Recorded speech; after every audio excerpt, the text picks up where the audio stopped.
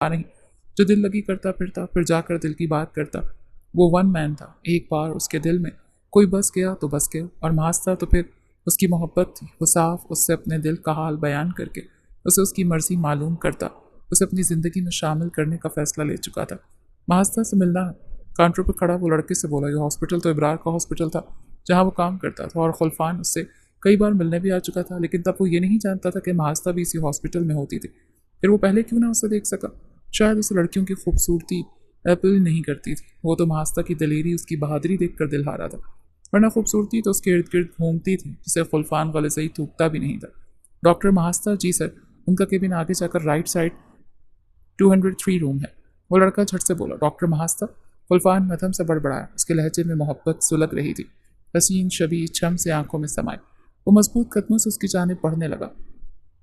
सीने में धड़कनों का तूफान बरपा था। जब एक पल को सब थम गया, वो दुश्मनी जहाँ सामने से चलती उसी की तरफ आ रही थी। हाथ में फाइल पकड़े वो इर्द गिर्द से बेखबर थे, लेकिन अचानक खुद को किसी की तपिश सदा नजरों से महसूस करती वो झटके से सर उठा गई। सामने अपनी बेपनाह रूपदार पर्सनालिटी के लिए वो उसे ही देख रहा था। वो शहजादों की आन बान शान वाला न जाने क्यों उसकी नजरों की तपिश महास्ता को पिघला कर रख देती थी। मिस्टर खुल्फान, आप? वो हैरान को नजरों से उसे देखती खींची चली आई। आपने कहा था आने को, तो लो मैं आ गया। अपने जख्म की तरफ इशारा करता वो शरारत से गोया हुआ। महास्ता का दिल बेसाख्ता धड़का, जिसे वो खुद हैरान थी। महास्ता एक ऐसी लड़की थी जिसे लड़ने झगड़ने, सख्त लहजे में बात करने की आदत थी। प्यार मोहब्बत की जबान वो सिर्फ सम्मात की समझ थी। उसके अलावा अपने पेशेंट से भी उसका रवैया लिए दिए सही होता।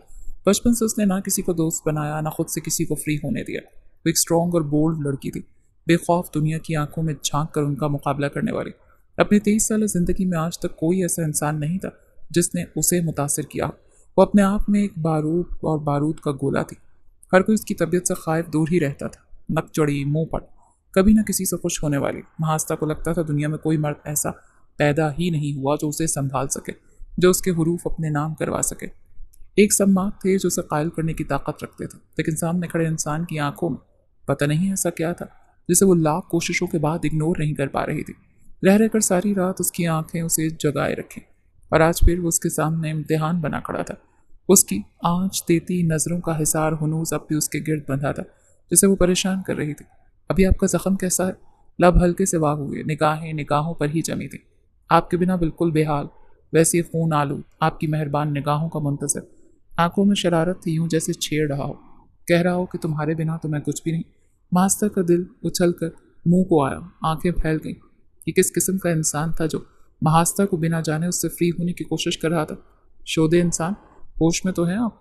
वो थोड़ी सख्त आवाज़ में बोली, लेकिन कमबख्त की मासूमियत देखकर वो मज़ीद सख्त अल्फाज न कह सकी। वल्लाह, वो इतना प्यारा था कि प्यार आता था। तभी इब्रार एक तरफ से आया। महास्ता और खुल्फान को एक दूसरे से बात करते देख उसकी तो निगाहें बेयकीनी से फट गईं। दो आतिशगीर मादे आमने सामने, अल्लाह रहम करे। खुद से बड़बड़ाता वो उनकी तरफ भागा। खुल्फान, तुम यहाँ? इब्रार महास्ता को छेड़ने की गलती तो नहीं कर सकता था। तभी खुल्फान के पास आता तेज सांस लेते बोला। महास्ता ने घूर कर उसे देखा। हाँ, मैं अपनी डॉक्टर से मिलने आया था, खुल्फान ने अपनी पर जोर देते शरीर लहजे में कहा। महास्ता की आंखें उसे देखते छोटी हो गईं, तो इब्रार भी मजीद हैरान हुआ। क्या हुआ तुझे? सब ठीक तो है? चल मुझे बता। तभी सम्मात एक तरफ से निकलते उन्हें देख वहां आ गए। अरे मिस्टर खुल्फान कले से, कैसे हैं आप? सम्मात बेटी के पास खड़े होते उसकी तरफ हाथ बढ़ा गए। वो शख्सियत ही कुछ ऐसी थी कि लोग उसे दूर से पहचान ले लेते थे। खुल्फान ने भी अदब से सलाम किया। अब तो उनसे रिश्ता ही करीबी का बनने वाला था। खुल्फान, आप इब्रार को तो जानते ही हैं, लेकिन ये मेरी बेटी है, महास्ता डॉक्टर है, और मैंने एक माह पहले ही इब्रार और महास्ता की मंगनी तय कर दी थी। इसने तो नहीं बताया होगा आपको? समात ने अचानक उसके सर पर जैसे बम गिराया। वो जो आज अपने जज्बात एहसासात महास्ता के सामने खोलने आया था, ये अल्फाज सुनते ही खुल्फान मजीद ठहर न सका। उसने आहिस्ता आहिस्ता कदम पीछे हटाया। उसकी आंखों में एक खालीपन था, जैसे सब कुछ खत्म हो गया हो। वो बेनूर निगाहों से महास्ता तो कभी इब्रार को देखने गया। एक पल को महास्ता का दिल उसकी निगाहों का भेद जानते डूब गया। सांसें सीने में थम गई। ये वो किस कयामत खेज राहों का हमराही बन बैठा था। महास्ता का मन कांप गया। इब्रार भी उसकी सफ़ेद पड़ती हालत देख पत्थर बन गया। महास्ता उससे पहले उसे रोकती जब वो बगैर कुछ कहे कमरे से बाहर निकल गया। सम्मात भी चूंकि फिर दोनों को सवालिया नजरों से देखने लगे, जो फटी आंखों से खुल्फान को ही जाता देख रहे थे। दिन की रोशनी के बीच चलते हुए भी उसके अंदर अंधेरा छाया हुआ था। उसे अब यकीन हो चुका था कि रोशनी हमेशा के लिए उसकी ज़िंदगी से दूर हो गई है। वो अब किसी और की थी। उसके कदम भारी थे, मगर वो रुका नहीं। बस खामोशी से हॉल से बाहर निकल गया, जैसे अपनी ही दुनिया से निकल रहा हो।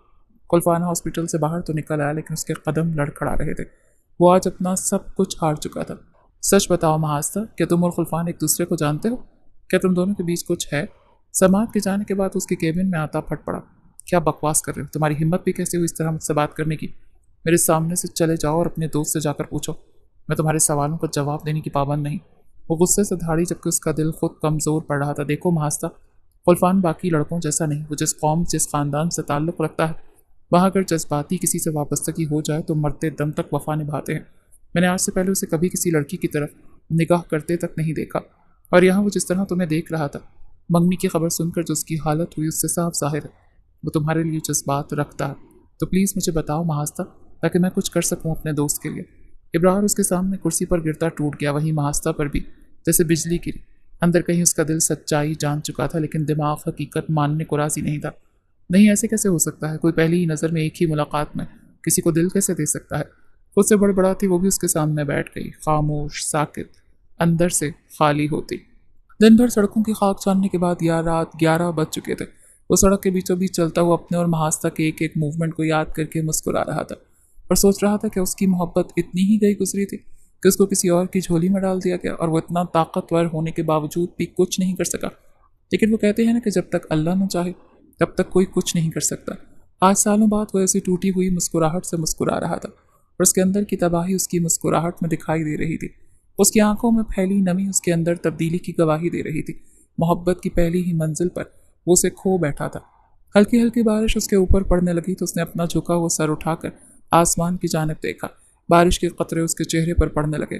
जैसे जैसे बारिश की बूंदें उसके चेहरे पर पड़ रही थी, वैसे वैसे यादों के दरीचे उसके सामने खुलते चले गए।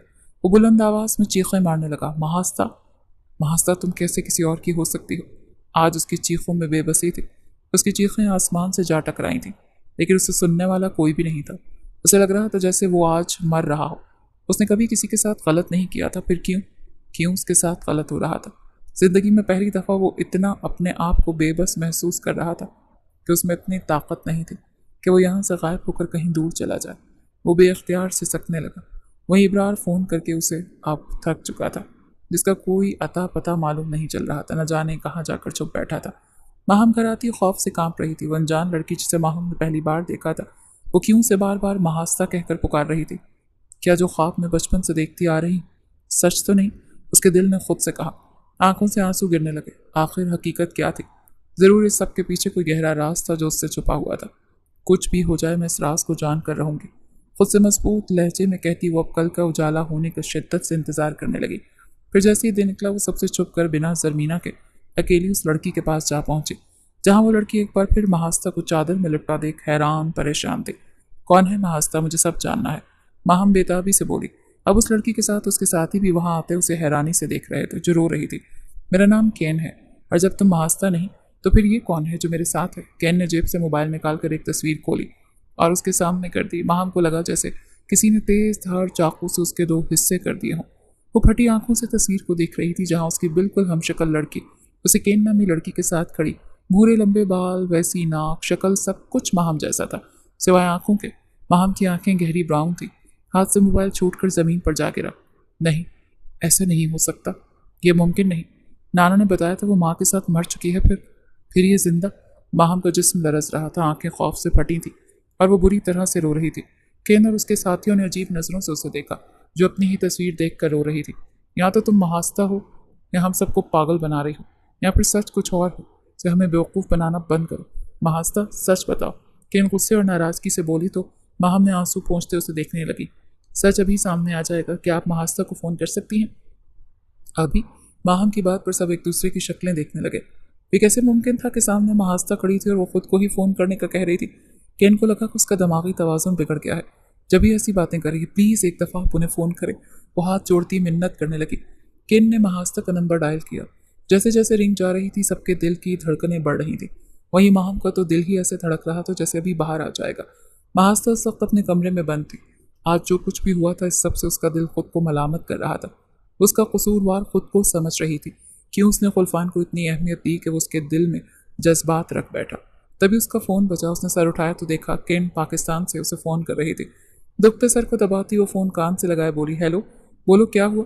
महास्ता की आवाज़ सुनकर सब अपनी जगह उछल पड़े। वहीं माहम के लबों पर मुस्कान बिखर गई। मतलब ख्वाब सच था।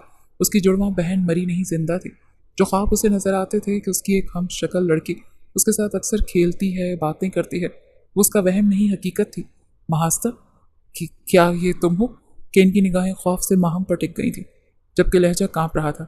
क्या बकवास है केन, तुमने मुझे फ़ोन किया है तो मैं ही होंगी ना? वो एकदम चिढ़ गई। पहले ही परेशान थी, ऊपर से केन की बातें। मेरा मतलब है अभी और इसी वक्त वीडियो कॉल पर आओ, मुझे तुम्हें कुछ दिखाना है। केन की अजीबोगरीब फरमाइश और बहकी बहकी बातें सुनकर महास्ता का दिल किया उसे अच्छे से झाड़ दे, और इसीलिए उसने वीडियो कॉल करी। लेकिन केन महास्ता का गुस्सा भरा चेहरा देख चकरा कर रह गई। एक लड़की फ़ोन पर थी तो दूसरी तरफ उसकी शक्ल के सामने बैठी थी। हम शक्ल इंसानों को उसने देखा था, लेकिन इतनी ज़्यादा मुमासिल कि फ़र्क ही ना कर पाए। केन, लगता है तुम्हारा दिमाग ज़्यादा ख़राब हो गया। पाकिस्तान जाकर महास्ता तो उसकी हक्की बक्की शक्ल देखकर शुरू हो चुकी थी, लेकिन अचानक ब्रेक उसकी ज़बान को तब लगा जब केन ने मोबाइल घुमाया और महास्ता को लगा किसी ने उसके सर पर डंडा मारा हो। उसका दिमाग घूम गया, आंखों के सामने तारे नाचने लगे, क्योंकि हकीकत थी ही इतनी जानलेवा। वो सब कुछ भूल गई, बस नजरें सामने नजर आती अपनी शक्ल की लड़की को देख साकित थी, जिसे देख रोती तो कभी हंसती रही। महास्ता मेरी बहन, माहम की आवाज़ लरस रही थी। तभी महास्ता का सक्ता टूटा। फिर दोनों एक दूसरे को देख फूट फूट कर रोती। मुझे यकीन था, मैं कहती थी डैडी से कि कोई है जो मेरी तरह है, मेरे ख्वाबों में आती है। वो तुम थी माहम? महास्ता आंसू साफ करती मुस्कुराई। डैडी क्या हमारे बाबा हैं महास्ता? बाप का जिक्र सुनते माहम की रूह तड़प उठी। बिल्कुल मेरी जान, हमारे बाबा हैं। तुम बताओ, क्या मम्मा है? तुम मम्मा के साथ रहती हो? अचानक से महास्ता के दिल में माँ की हूक सी उठी। नहीं महास्ता, मम्मा की डेथ हमारी पैदाइश पर ही हो चुकी थी। मुझे नाना जान ने पाल पोस कर बड़ा किया। मैं नाना जान के साथ रहती हूँ। उन्होंने बताया था कि मम्मा हम दोनों की पैदाइश के कुछ देर के बाद जहान फ़ानी से रुखसत हो चुकी थी।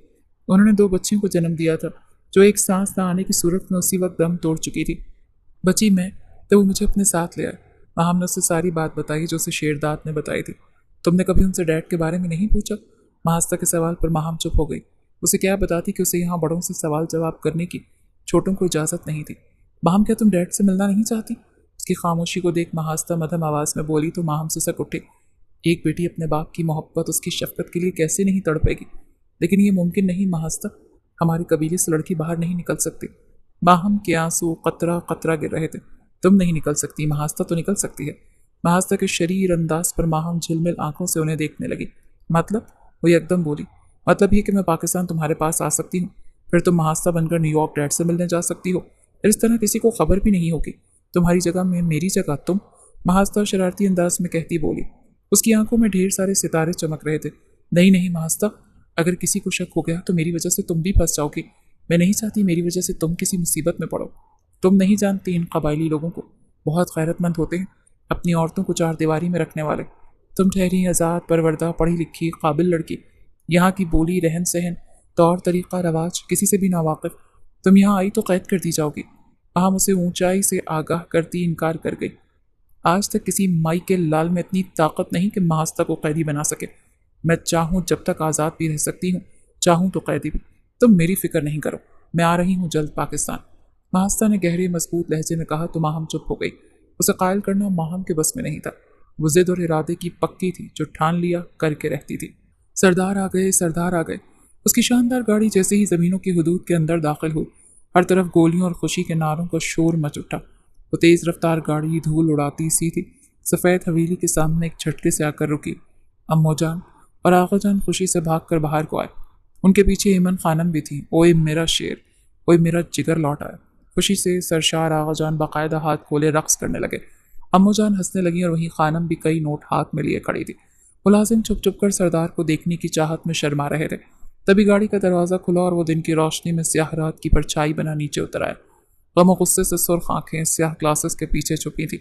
चेहरे पर कोई खुशी कोई रमक नहीं थी सिवाय करख्तगी और संजीदगी के। इसमें भी उसकी वजाहत और उसका ऑरा कमाल लग रहा था। खानम आगे बढ़ती कई नोट उसके सर से वार गईं। अम्मो जान और आगा जान ने उसका माथा चूमते गले से लगाया। बड़ी देर कर दी इस बार आने में, जानता भी है तेरी दीद को आंखें तरसती, तेरे अलावा हमारा अब है ही कौन? आगा जान की आवाज़ भर आ गई। मेरा भी तो उसके अलावा कोई नहीं था आगा जान, लेकिन वो मेरी होने से पहले ही दूर चली गई। कितना कुर्ब था, दर्द था उसके दिल में, जब वो दिल के अंदर छुपाए बैठा था। अब आ गया हूँ सब कुछ छोड़कर हमेशा हमेशा के लिए। अब कभी नहीं जाऊँगा। वो जब बोला तो उसके लहजे में ज़माने भर का दर्द छुपा था जो कोई नहीं जानता था। अपना दिल, ख्वाब, जज्बात, एहसासात उसके शहर, उसकी दुनिया में छोड़ आया था। अब एक खोखले जिस्म के अलावा उसका कुछ नहीं था। अम्मो जान, आगा जान, खानम उस पर ही खुश थे कि वो लौट आया था, कभी न जाने के लिए। आखिर उसे ज़रूरत भी क्या थी दियार गैर में भटकने की, जब यहाँ उसकी इतनी ज़मीनी जायदाद, पैसा था कि खुले हाथ से उसकी 7 नस्लें भी लुटाती तो ख़त्म नहीं होना था। अब उन्हें क्या बताता कि अपना सबसे कीमती असासा तो वो वहीं छोड़ कर आया था, उसका पहला और आखिरी इश्क, उसका सब कुछ। मैं पाकिस्तान जा रही हूँ डैडी। समाद के मुंह तक जाता खाने का चमच बीच में ही रुक गया। वो दम बखुद उसे देखने लगे। पाकिस्तान? दिमाग में सदाएं गूंजने लगी। यही वो मुल्क था जिसने उनका सब कुछ छीन लिया था, और अब उनकी बेटी उस मुल्क जाने की बात कर रही थी जहाँ जाकर लोग अपना दिल हार कर सारी ज़िंदगी के लिए तन्हा हो जाते हैं। क्योंकि यहाँ जाकर मोहब्बत तो होती है, लेकिन महबूब बिछड़ जाते हैं, जैसे उनका महबूब उनसे दूर हो गया था। तुम कहीं नहीं जा रही महास्ता, गहरी सोच से चौंकते वो सख्त लहजे में बोले। मैं आपसे इजाज़त नहीं मांग रही, बता रही। इस हफ्ते मैं पाकिस्तान जा रही हूँ, ये मेरा आखिरी फैसला है। अब कि वो भी ज़िद्दी लहजे में बोली तो समाद हैरान उसे देखने लगे, जो अपनी जगह डट कर खड़ी थी, पीछे ना हटने के लिए। ठीक है, अगर तुम फैसला कर चुकी हो जाने का, तो मेरी भी एक शर्त है। अब कि उन्होंने भी पत्ता फेंका। शर्त कैसी? महास्ता के माथे पर बल पड़ गए। सम्माद मुस्कुराए। तुम अकेली नहीं जाओगी, इब्रार तुम्हारे साथ जाएगा, और वापस लौट कर आने पर तुम्हें इब्रार से शादी करनी होगी। अगर मंजूर है तो ठीक, तुम जा सकती हो। महास्ता शर्त सुनकर फ्रीज हो गई। ये कैसी शर्त है डैडी? नहीं, बिल्कुल नहीं। वो तेजी से बोली। तो फिर ठीक, तुम भी कहीं नहीं जाओगी। गहरा सांस लेते वो खड़े हुए। महास्ता ने गुस्से से मुट्ठियां भींच ली। Okay fine. और फिर वो पैर पटकती चली गई। शादी करती है मेरी चूती, चाहते हुए वो खुद से बड़बड़ाई थी। क्या पाकिस्तान? वो भी तुम्हारे साथ? नो वे, 100 काम है मुझे यहाँ। इब्रार को जैसे ही सम्माद साहब ने बात बताई, पहले तो वो सदमे से चुप हो गया, लेकिन सीधा महास्ता के सर पर जाता वो मुंह फाड़ कर इनकार कर गया था। बात सुनो, मुझे कोई शौक नहीं है तुम्हें दुम छल्ला बनाकर ले जाने की। डैड की शर्त है, इसलिए मजबूर हूँ। ज़रूरी काम ना होता तो पाकिस्तान कभी न जाती, इसलिए मुंह बंद करके सीधी तरह मेरे साथ पाकिस्तान चलो। महास्ता उसे गिरबान से पकड़कर अच्छे से धमकाती बोली तो कुछ देर पहले इब्रार जो धौंस जमाते बड़ा अकड़ रहा था, एकदम भीगी बिल्ली बन गया। महास्ता उस पर हंसती चली गई। अल्लाह करे महास्ता, तुमसे मेरी जान छूट जाए और तुम्हें ऐसा हमसफ़र मिले जो तुमसे 10 गुना ऊपर हाथ हो, जो तुम्हें ऐसे काबू करे कि मज़ा आ जाए। कोई तो होगा माई का लाल जिसमें तुम्हें लगाम डालने की ताकत होगी, तभी तो ये बैल मुंढे चढ़ेगी। खैर, इसी बहाने पाकिस्तान जाकर मैं खुलफान को भी ढूंढने की कोशिश करूंगा, पता नहीं कहाँ गायब होकर बैठ गया है। इब्रार खुद से बातें करता बोला। अरे मुबारका मुबारका, मेरा जवान शेर आ गया अंग्रेज़ों के मुल्क से। अब तू वापस नहीं जाएगा ना? शेरदाद को मालूम हुआ कि खुलफान आया है तो उससे मिलने चले आए। वहाँ सिर्फ गोरे नहीं और ममालिक के लोग रहते थे दादो। खुलफान ने संजीदगी से तस्दीक की तो शेरदाद कहका लगा गए। लाला, मेरे शेर को तंग ना करें, ये लौट आया है हमेशा के लिए, अब नहीं जाएगा। आगा जान खुश दिली से बोले तो शेरदाद ने तौसीफ़ी निगाहों से उसे देखा। इसका मतलब सहरा सजाने का वक्त आ गया सरदार के। क्यों खुलफान? शेरदाद ने ऐसा तीर चलाया कि खुलफान तड़प उठा। उसकी आंखें पल में अंगारा हों। उन्हें घूर कर देखता बिना कुछ बोले उठकर चला गया। लाला लगता है शर्मा गया। आगा जान बड़े भाई का हाथ थामते हंसने लगे। शर्म हया कबीले के सरदारों को जचता नहीं, और खुलफान उन मर्दों में से तो बिल्कुल भी नहीं जो शर्म हया से मुंह छुपाए। वो कटीली चट्टान है जो सामने वाले को पाश पाश करने की ताकत रखता है। ये उसका गुरेज है। वो शादी के नाम से भाग रहा है या फिर बात कुछ और है। बढ़ती उम्र के साथ शेरदाद की भले आंखें कमज़ोर और जिस्म नातवा हो चुके थे, लेकिन उनकी दूर अंदेशी और तजुर्बा अब भी कमाल का था। आगा जान पहले तो हैरान हुए, फिर उनके चेहरे पर गज़ब छा गया। बात जो भी हो लाला, खुलफान की शादी माहम बेटी से ही होगी। मैंने ज़बान दे दी है आपको, और ख़ान जान से जा सकता है, ज़बान से नहीं। उनका लहजा पल में बदला था तो शेरदाद की आंखों में गुजरे वक्त को लेकर कई यादें बस आईं। कैसे उन्होंने भी सालों पहले अपने उसी भाई को ज़बान दी थी, लेकिन उनके अपने खून में भरे कबीले पूरे लोगों के सामने उनकी इज्जत और पग उछाल दी थी। एक डर सा था उनके दिल में कि कहीं गुजरा बुरा वक्त फिर लौट ना आए खुलफान की सूरत में। महास्ता का दिल ज़ोर ज़ोर से धड़क रहा था अपनी बहन से मिलने। वो पाकिस्तान की ज़मीन पर कदम रख चुकी थी।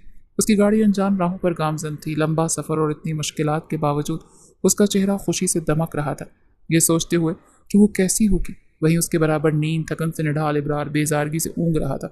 वो अब भी महास्ता के हर राज से नावाकिफ था। समझ नहीं आ रहा आखिर हम इतनी दूर जा क्यों रहे हैं। झुंझुलाकर एक बार वो फिर जोर से चिल्लाया। सब पता चल जाएगा, बस कुछ देर और। चमकते चेहरे और शरारत भरे अंदाज में कहती वो एक्साइटेड सी बहती नदियों, पहाड़ों, खेतों और सब्जाजारों को देख रही थी। जब उनकी गाड़ी तवील सफ़र के बाद अपनी मंजिल पर आ रुकी तो केनर उसके साथ ही भाग कर आए महास्ता से मिले। इब्रार भी उन्हें जानता था, तभी अपनी जान पहचान के लोगों को देखकर थोड़ा सा पुरसुकून हो गया। वो कहाँ है? महास्ता के लहजे में बेताबी थी, आंखें नम। वो केन से बोली, जल्दी चलो महास्ता, वो तुम्हारा ही इंतज़ार कर रही है। केन को भी सारी बात मालूम हो चुकी थी। वो भी इतने सालों एक दूसरे से जुदा हुई बहनों के मिलने पर काफ़ी ज़्यादा आबदीदा थी। तभी खुशी से मुस्कुराते बोली। महास्ता केन के साथ भागने लगी। इब्रार उसके ऐसे रवैये पर अब हैरान था। महास्ता जैसे ही केहन के साथ रूम में आई तो एक लड़की को पूरी तरह चादर में छुपा देख शौक रह गई। माहम भी उसे देख चुकी थी। वक्त जैसे थम गया था। ऐसा लगता था जैसे कुदरत ने आईने से उसका अक्स निकाल कर उसके सामने ला खड़ा कर दिया हो। माहम के चेहरे से चादर हट गई और अब दोनों एक दूसरे को रोते हुए देख रही थी। महास्ता ही भाग कर आती उसके सीने से जोरों से लगी थी। मेरी बहन, मेरी प्यारी बहन। वो उसे चूम रही थी, रो रही थी। माहम भी उसके सीने से लगी हिचकियां भर रही थी। किस्मत की कैसी आला ज़र्फी थी जो इतने सालों एक दूसरे से दूर रहने के बाद वो अब जाकर मिली थी। केन उसके साथ ही सबकी आंखें नम थी। वहीं इब्रार दरवाजे पर खड़ा फटी आंखों से क़यामत ख़ेज़ मंजर देख रहा था। दो एक जैसी, बिल्कुल एक जैसी, वो हकलाया। मैंने कहा था ना कि मैं अपनी बहन के लिए आऊँगी, तो लो मैं आ गई। महास्ता उसका चेहरा थामे मोहब्बत से बोली। हाँ आप भी, आप आ गई मेरी बहन, मेरी अपनी। एक बार फिर वो दोनों गले लगे रो दी। ये सब क्या है महास्ता? ये लड़की बिल्कुल तुम्हारी शक्ल की कौन है? मुझे सब सच बताओ वरना मैं पागल हो जाऊंगा। इब्रार सामान वहीं फेंकता तेजी से महास्ता की तरफ चला आया था। इब्रार की आवाज़ सुनकर माहम उछल पड़ी और जब उसकी निगाह इब्रार पर पड़ी तो उसे देखती रह गई। बहुत ही हैंडसम आंखों पर नज़र का चश्मा, लंबा कद, घने बाल। ऐसी वजाहत देख वो शर्म से सुर्ख पड़ गई। इब्रार, ये मेरी जुड़वा बहन है, इसी के लिए तो मैं पाकिस्तान आई हूँ। महास्ता पहली बार उसे मुस्कुराती हुई धीमे लहजे में बोल रही थी। इब्रार का चेहरा तो धुआं परीसा ने तुमसे शादी करने से इनकार कर दिया है। उसकी माँ फरहाना ने उसे खबर सुनाई। सर झुका गई पर ये ताबूत की आखिरी कील थी। वो सर पकड़कर जमीन पर बैठता चला गया। जबकि क्या कमी रह गई थी मेरी तरबियत? चुप करें अम्मा, खाक तरबियत की थी आपने? सारे सबक आपके सिखाए हुए थे, सारी बात खुद कुछ से कर लिए, तो उनकी बदौलत आप खुद को क्यों बेकसूर कह रही हैं? और अब्बू जो मासूम बने फिरते हैं, शक्ल पर 12 बजा, क्या उन्हें कभी मालूम नहीं था घर में क्या हो रहा है?